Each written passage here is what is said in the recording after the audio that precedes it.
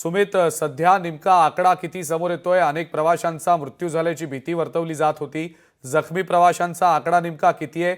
मृत्युमुखी पडलेल्या प्रवाशांचा आकडा किती आहे? काय नेमकी त्याबद्दलची अपडेट समोर येते? निश्चितच जर आपण बघू शकतो तर लोकशाहीच्या प्रेक्षकांसाठी आपण स्पॉटवरून लाईव्ह रिपोर्टिंग या ठिकाणी करत आहोत।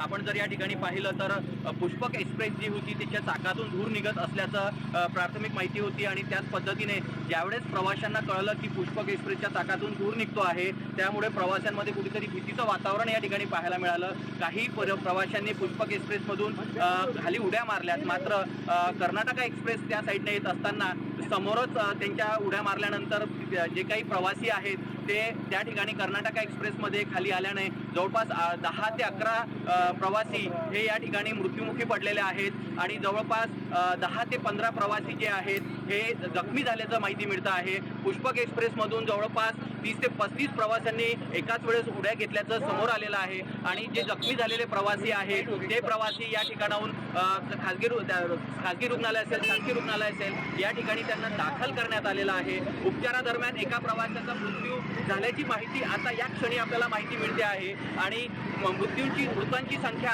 अजून वाढू शकते असं देखील सांगण्यात येत आहे। त्याच पद्धतीने गिरीश महाजन असतील, स्मिता वाघ असतील, पाचोऱ्याचे तहसीलदार असतील, प्रांत असतील हे या ठिकाणी घटनास्थळी दाखल झालेले आहेत। SRPचे जे रेल्वे पोलीस आहेत ते देखील या ठिकाणी दाखल झालेले होते। माझ्या मागे तुम्ही पाहू शकता अग्निशामक दलाचे पदाधिकारी देखील या ठिकाणी दाखल झालेले आहेत। मृतांची संख्या आत्ताच परत वाढलेली असल्याचं समजतं आहे। कुठेतरी प्रशासन अजून काय कारवाई करतं आणि नेमकी अफवा का आणि कशासाठी पसरवलेली आहे याचे देखील तपास या ठिकाणी सुरू आहे। मात्र या दुर्घटनेनंतर इथली रेल्वे वाहतूक विस्कळीत झाल्याचं देखील समजलेलं होतं। ही रेल्वे वाहतूक सध्या सुरळीत करण्यात आलेली आहे का? या दोन्ही ट्रेन्स सध्या नेमक्या कुठे आहेत? म्हणजे ज्या बंगळुरू एक्सप्रेसमुळे हा अपघात झाला ती रेल्वे गाडी आणि पुष्पक एक्सप्रेस या दोन्ही ट्रेन सध्या नेमक्या कुठे आहेत? अपघात झाल्यानंतर रेल्वे पटरी हा सुरळीत करण्यात आलेली आहे। या दोघही ट्रेनना पुढे प्रवासासाठी सोडण्यात आलेलं आहे। आपण पाहू शकतो मागून रेल्वे पटरी ही मोकळी करण्यात आलेली आहे आणि जे बाकीचे जे ट्रेन आहेत ते जवळपास अर्ध्या तासासाठी लेट झाल्याचं समजतं आहे। मात्र रेल्वे सुरळीत प्रवास सुरू करण्यात आलेला आहे। सुमित, कोणकोणत्या रुग्णालयांमध्ये जखमी जे आहेत त्यांना दाखल करण्यात आलंय? काय नेमकी त्याबद्दलची माहिती मिळतीये? आणि रेल्वे प्रवाशांसाठी काही कंट्रोल रूमची स्थापना करण्यात आलेली आहे का? टोल फ्री नंबर जारी केले गेलेत का? रेल्वे अधिकारी या संदर्भात नेमकं काय सांगतायत सुमित?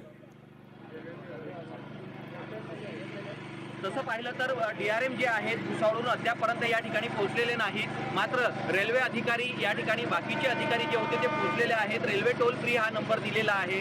जे जखमी आहेत त्यांच्यावरती शासकीय रुग्णालय पाचोरा आणि काही रुग्णांना जळगाव रुग्णालयामध्ये दाखल करण्यात आलेलं आहे।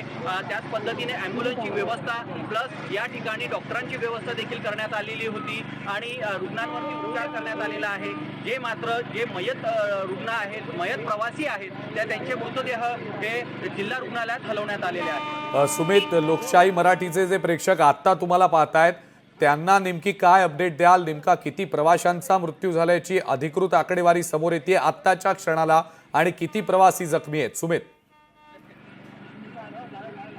निश्चितच आपण पाहू शकतो माझ्या मागच्या साईडने रेल्वे पटरी आहे। इथं अंधार असल्यामुळं फारसं काही दिसत नाहीये, पण मागच्या साईडला जर बघितलं तर ही रेल्वे पटरी आहे ज्या ठिकाणी ही घटना घडलेली आहे। आपण त्या स्पॉटवरून त्या लाईव्ह रिपोर्टिंग करत आहोत आणि या ठिकाणी पुष्पक रेल्वे असेल, KK कर्नाटका एक्सप्रेस असेल या दोघंही रेल्वे या ठिकाणी सोडण्यात आलेल्या आहेत आणि या अपघातामध्ये जवळपास 11 जणांचा बळी या ठिकाणी गेलेला आहे। पुष्पक रेल्वेच्या चाकाखालून धूर निघत असल्याने ही अफवा पसरल्यानंतर काही प्रवाशांनी जवळपास 30 ते 35 प्रवाशांनी या ठिकाणी पुष्पक रेल्वेतून उडी घेतली। स्वतःचा जीव वाचवण्यासाठी या ठिकाणी रेल्वेतून उडी घेतली। मात्र उडी घेतल्यानंतर कर्नाटका एक्सप्रेस ज्या साईडने येत होती त्या साईडला त्या प्रवाशांनी उडी घेतल्यामुळे त्यांचा जीव मात्र त्या ठिकाणी त्यांना गमवावा लागला आहे।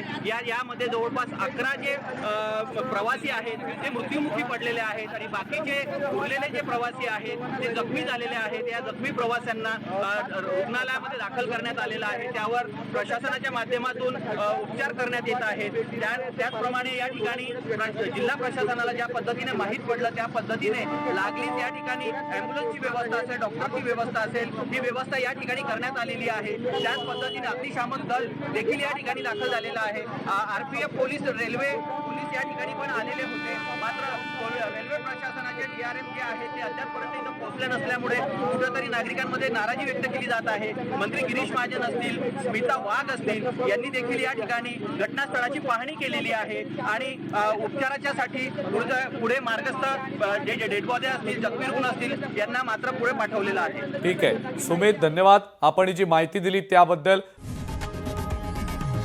लोकशाही मराठी ऐका, पहा, जागरूक रहा.